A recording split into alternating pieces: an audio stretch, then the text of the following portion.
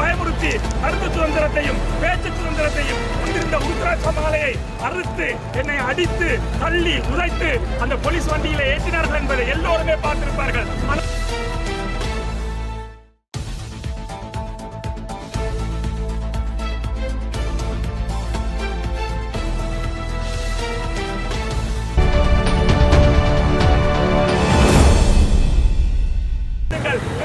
மக்களுடைய உணர்வுகளையும் சிந்தனைகளையும் பாருங்கள்.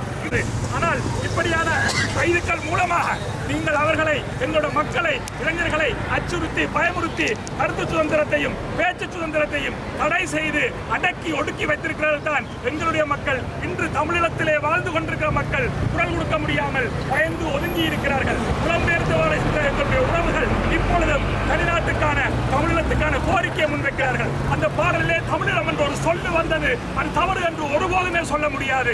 முதலிலே இந்த கோரிக்கையை முன்வைத்தவர் 1959ஆம் ஆண்டு சுந்தரலிங்கம் ஐயா அவர்களால் தனிநாட்டுக்கான கோரிக்கையை முன்வைத்தார். அப்பொழுது ஆயுத போராட்டம் ஆரம்பிக்கப்பட்டிருக்கவில்லை. அவரை தொடர்ந்து 1969ஆம் ஆண்டு நவரத்னம் ஐயா தமிழக கோரிக்கையை பாராளுமன்றத்திலேயே முன்வைத்திருந்தார்.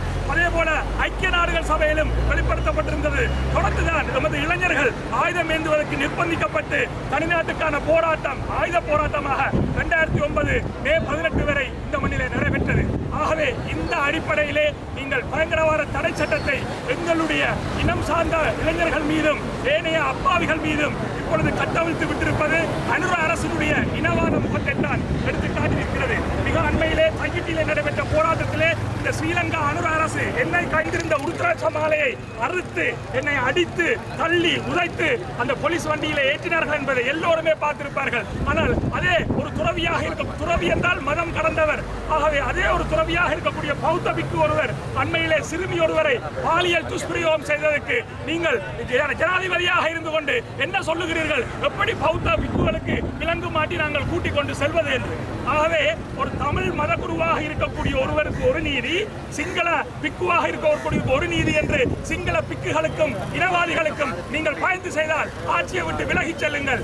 ஆட்சியிலே இருக்கக்கூடியவர் துணிச்சலான முடிவுகளை எடுக்கக்கூடியவராக இருப்பவர்தான் மக்கள் தலைவராக நாட்டினுடைய ஜனநாயகத்தை நேசிப்பவராக இருக்க முடியும். ஆகவே அனுரகுமார திசாநாயக்க அவர்களுக்கு சவால் விடுக்கின்றோம். பயங்கரவாத தடை சட்டத்தை நீக்குங்கள், 6ஆம் திருத்த சட்டத்தை நீக்குங்கள், கருத்து சுதந்திரத்துக்கு பேச்சு சுதந்திரத்துக்கு மதிப்பு கொடுங்கள். அதன் பிறகு நீங்கள் இனவாதம் வேண்டாம், மதவாதம் வேண்டாம், ஊழல் இல்லாத ஆட்சி, சட்டம் அனைவருக்கும் சமம் என்ற வார்த்தைகளை கதையுங்கள். அதுவரைக்கும் வடக்கு கிழக்கிலே எங்களுடைய தமிழர் தாயகத்திலே தமிழீழத்திலே வந்து இந்த வார்த்தைகளை நீங்கள் பேசுவது வெறும் அரசியல் வீண் பேச்சுக்களாகவும் இந்த பயங்கரவாதத்தை என்று நீங்கள் முத்திரை குத்துவது எங்களை மீண்டும் ஒரு போராட்டத்துக்கு தூண்டுவதாகவும் தான் அமையும் என்பதை இந்த சந்தர்ப்பத்திலே சொல்லி உடனடியாக சங்கீதன் செய்யப்பட வேண்டும், பயங்கரவாத சட்டம் நீக்கப்பட வேண்டும் என்ற கோரிக்கையை அனைத்து மக்கள் சார்பிலும் நன்றி. அதாவது ஒரு இனத்தின் பாடலான பாடலை அவர் பாடியதற்காக கிளிநொச்சி மண்ணை சேர்ந்த சங்கீதன் இளைஞனை பயங்கரவாத தடை சட்டத்தின் கீழே இந்த இலங்கை அரசாங்கம் கைது செய்து நீதிமன்றத்திலே முற்படுத்தப்பட்டிருக்கின்றது. சங்கீதன் என்ற விடுதலைக்காக நாங்கள் வடகிழக்கு சார்ந்த சகல பிரதேசங்களிலேயும் குரல் கொடுக்க எங்களது மக்களும் நாங்களும் தயாராக இருக்கின்றோம். சங்கீதனின் விடுதலை ஒரு முக்கியமான விடுதலையாக இருக்கிறது. இந்த இளைஞன் ஒரு இனத்தின் உணர்வுபூர்வமாக தங்களது இனத்தின் விடுதலைக்காக தங்களது இதை அவர் வெளிப்படுத்தியிருக்கிறார் பாடலினூடாக. இது ஒரு சாதாரண விடயம். இது ஒரு பயங்கரவாதம் என்றும் ஒரு பயங்கரவாத தடை சட்டத்துக்கு கீழே இவரை கைது செய்து சிறைச்சாலையில அடைத்து வைத்திருப்பது ஒரு மனித உரிமை அடிப்படை மீறல் என்றதை நான் இந்த இடத்திலே வலியுறுத்துகின்றேன். இது ஒரு மிகவும் எங்களுக்கு வேதனையை உண்டு பண்ணுகின்ற விடயம். யுத்தம் முடிந்து 17 ஆண்டு காலம் நிறைவடைந்தும் இந்த அரசாங்கம் தொடர்ச்சியாகவே தமிழ் மக்களை அடக்குறதும் ஒடுக்குமுறைக்கு உட்படுத்துறதும் தமிழ் மக்களின் பிரதேசங்களை ஆக்கிரமிக்கிறதும் இப்படியான ஒடுக்குமுறை வேலைத்திட்டங்களையே இந்த அரசாங்கம் செய்து வருகிறது. எனவே இந்த ஆர்ப்பாட்டமானது சங்கீதனை கூடிய விரைவிலே விடுதலை செய்ய வேணும். ஒரு சாதாரண பொதுமகன், ஒரு சாதாரண இளைஞன், எதிர்காலத்திலே அவர் பல சாதனைகளை படைக்கக்கூடியவர். ஒரு பாடலின் ஊடாக அவர் பாடிய பாடலுக்காக அவரை கைது செய்வது ஒரு நியாயமான விடயமாக எங்களுக்கு தெரியவில்லை. எனவேதான் இந்த மண்ணிலே நாங்கள் நிம்மதியாக ஒரு சமத்துவத்தோட ஒரு தன்னாட்சி உரிமையோடு நாங்கள் ஒரு உரிமையோடு இந்த மண்ணிலே வாழ வேண்டும் என்பதற்காக நாங்கள் இந்த மண்ணிலே எங்களது இளைஞர்கள் குரல் கொடுக்கின்றார்கள். நாங்கள் அகிம்சை வழியிலே குரல் கொடுக்கின்றோம். ஜனநாயக ரீதியாக தான் போராடுகிறோம். ஆயுதமுனையான எந்த போராட்டங்களுமோ ஆயுதமுனையான எந்த விடயங்களுமோ எங்களிடம் இல்லை. நாங்கள் ஜனநாயக ரீதியிலே போராடுகிற எங்களை கூட இந்த ஸ்ரீலங்கா அரசாங்கம் பயங்கரவாத தடை சட்டம் என்ற ஒரு சட்டத்தை வைத்துக் கொண்டு எங்களை அடக்கி ஒடுக்கு எங்களது குரல் வலைகளை கூட நசுக்குற ஒரு நடவடிக்கையை இந்த சங்கீதனின் கைது தொடர்பாக நாங்கள் பார்க்கின்றோம். இது முற்றுமுழுதாக இந்த இலங்கை நாட்டிலே ஒழிக்கப்பட வேண்டும். இந்த பயங்கரவாத தடை சட்டம் இந்த நாட்டிலே ஒழிக்கப்பட்டு ஒரு ஜனநாயக ரீதியாக சுதந்திரமாக எல்லா மக்களுமே வாழ்வதற்காக ஒரு சட்ட பொறிமுறையை கொண்டு வர வேண்டும் என்று இந்த ஆர்ப்பாட்டத்தினூடாக வலியுறுத்துவதோடு சங்கீதனின் விடுதலையை எதிர்பார்த்து நாங்கள் ஏக்கத்தோடு இருக்கின்றோம். சங்கீதனை கட்டாயமாக சர்வதேசம் இந்த தலையீடோடு அயல் நாட்டுகள் இந்த தலையீடோடு இலங்கை அரசாங்கம் கூடிய விரைவிலே சங்கீதனை விடுதலை செய்ய வேண்டும் என்று இந்த ஆர்ப்பாட்டத்தினூடாக நான் வலியுறுத்துகின்றேன். நன்றி.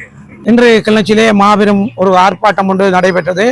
உண்மையாகவே பயங்கரவாத சட்டத்துக்கு எதிராக அந்த ஆர்ப்பாட்டம் நடைபெற்றது. ஒரு கலைஞன் சங்கீதன் என்பவர் கைது செய்யப்பட்டிருக்கிறார் தமிழீழ விடுதலை புலிகளின் பாடலை பாடியதுக்காக.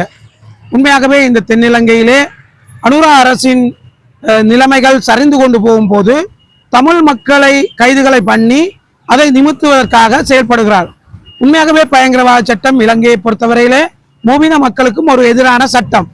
இந்த சட்டத்தை கொண்டு வந்து சகல ஒரு அனுரா அரசுக்கு பிடிக்காதவர்களை இந்த சட்டத்துக்கு கொண்டு வந்தால் ஒரு 20 வருடம் அடைக்கலாம். ஆகவே சங்கீத கைது என்பது சங்கீத்துக்கு மட்டுமல்ல, வடக்கு கிழக்கில் உள்ள இளைஞர்களை ஒரு பயமுறுத்தாட்டும் செயலாகவே தோன்றுகிறது.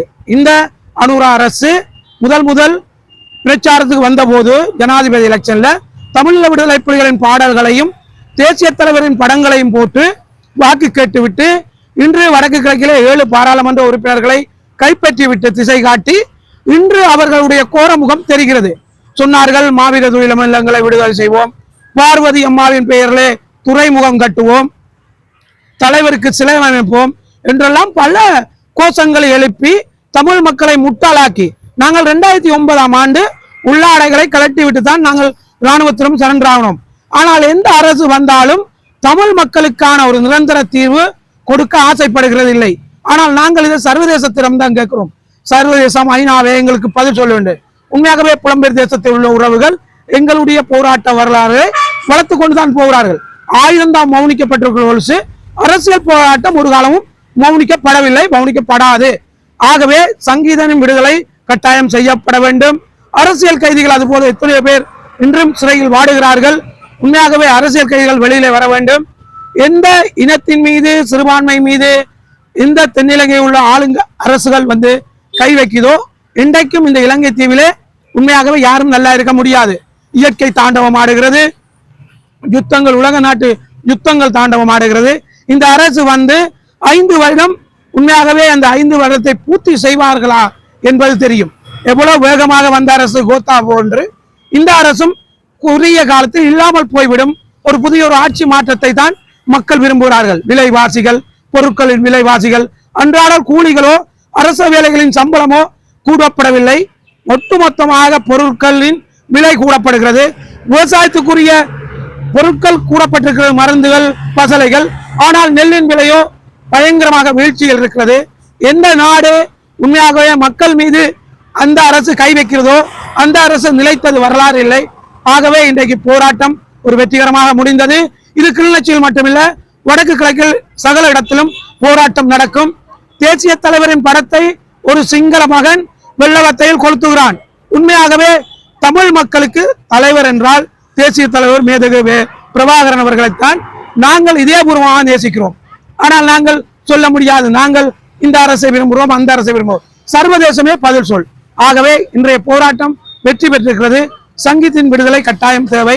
இதுபோல அரசியல் கைதிகளின் விடுதலை வேண்டும் என்று கூறி விடைபெறுகிறேன். நன்றி. இது போன்ற மேலும் பல முக்கிய சுவாரஸ்யமான செய்திகளை அறிந்து கொள்ள லங்காஃபோ யூடியூப் சேனலை சப்ஸ்கிரைப் பண்ணுங்கள். எமது செய்திகள் உடனடியாக கிடைக்க பெல் பட்டனை அழுத்துங்கள். அத்தோடு எமது செய்திகளை மற்றவர்களும் பார்வையிட ஷேர் செய்யுங்கள். நன்றி.